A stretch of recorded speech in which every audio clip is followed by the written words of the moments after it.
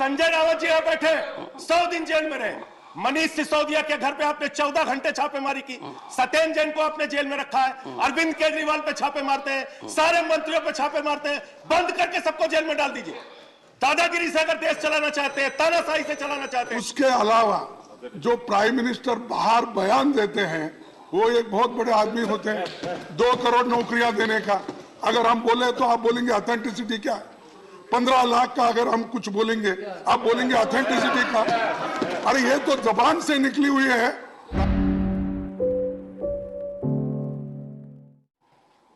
धन्यवाद मान्यवर, आपने इस बहुत ही महत्वपूर्ण विषय पे मुझे अपनी बात कहने का मौका दिया। मान्यवर, पिछले कुछ वर्षों में जिस तरह से जांच एजेंसियों का दुरुपयोग विपक्ष के नेताओं के खिलाफ हुआ है, इससे यह साफ लगता है कि इनको देश के लोग शुरू कर दिया। ये सरकार का चरित्र है। बाहर भी नहीं बोलने देते, यहां भी नहीं बोलने देते आप लोग। ऑनरेबल मेंबर सर प्लीज मान्यवर, हैव योर से।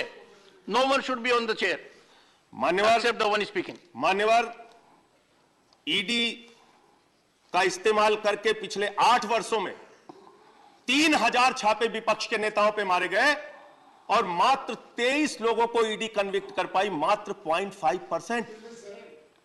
0.5%।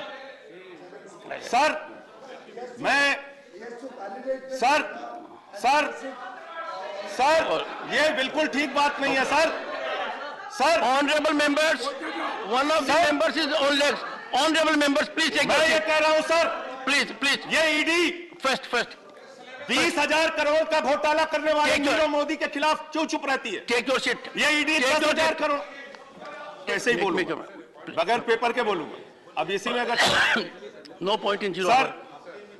सर यहां इस सदन में प्रियंका चतुर्वेदी जी मौजूद हैं। उनके जवाब में सरकार ने यह बताया कि 3000 छापे ईडी के द्वारा मारे गए और मात्र 23 लोगों को कन्विक्ट किया गया। मेरा इनसे सवाल यह है कि यह ईडी और सीबीआई 20,000 करोड़ के लुटेरे नीरव मोदी पे कार्रवाई नहीं करती, विजय माल्या पे कार्रवाई नहीं करती, नितिन संदेशरा पे कार्रवाई नहीं करती, ललित मोदी पे कार्रवाई नहीं करती, रेड्डी ब्रदर्स पे कार्रवाई नहीं करती, येदुरप्पा पे कार्रवाई नहीं करती, व्यापम घोटाले पे कार्रवाई नहीं करती। जितने भ्रष्टाचारी आपसे जुड़े हुए हैं उन पे कार्रवाई नहीं करते। संजय रावत जी यहाँ बैठे 100 दिन जेल में रहे। मनीष सिसोदिया के घर पे आपने 14 घंटे छापेमारी की। सत्येंद्र जैन को आपने जेल में रखा है। अरविंद केजरीवाल पे छापे मारते हैं, सारे मंत्रियों पे छापे मारते हैं। बंद करके सबको जेल में डाल दीजिए। दादागिरी से अगर देश चलाना चाहते हैं, तानाशाही से चलाना चाहते हैं, सबको जेल में डाल दीजिए सर। बंद कर दीजिए विपक्ष। 100 दिन रखे हैं sir Sanjay Rawat. Point well taken. Take your seat. 100 दिन रखे हैं, बाद में कह दिया इलीगल है। टेक योर, बाद में कह दिया illegal sir. Please take your sir मेरा 3 मिनट का समय था, 1.5 मिनट इन लोगों ने खाया है। आपसे अनुरोध है 1.5 मिनट दीजिए। मैं sir honourable Delhi one second in लोगों ने क्या कहा वो बता के बात खत्म करूंगा। ऑनरेबल सर हमारे honourable member, let me question you and I am using the word with sense of responsibility. Take your seat. Honorable members, when a very distinguished member of this House, while giving his input, referred to a communication written by the Honorable Chief Minister to the Honorable Prime Minister, I directed the Honorable member to put that on table of the House. Why I did it? Because in this House, we cannot allow any member to give out facts that are not substantiated. And that constitutes a very serious breach of privilege. I am very particular about it, whether it is this side or this side. Anything being spoken in this House cannot be in figure. It has to be indicated with precision, with sanctity, and with ownership. And that is why, to a very distinguished member, where it was not required, I wanted that practice to be there, that if a Chief Minister of a state has sent a communication to the Honorable Prime Minister and details are not made available, that should be on record. That will be shared with the members. So the Honorable member can make his input.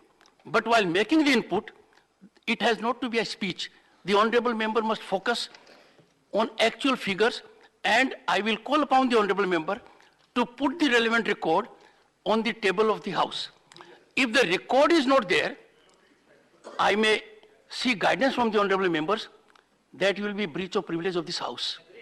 because this house, one second, this, number one. Number two, this house has, this house, one second, this house has to be a platform of putting across everything that concerns the public at large. Any expression cannot be controlled here. The only controlling factor is we have to believe in sanctity of the document. A newspaper report, an opinion given by someone is absolutely of no consequence. What I need is legally admissible documentation must be the premise of making an allegation. Honorable member. बहुत अच्छी बात आपने कही sir, बहुत ही अच्छी बात आपने कही सर। एक मिनट बोले दी सर, एक मिनट बोले दी sir.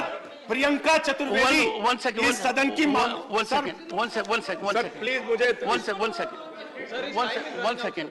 Sir, don't show a paper like this.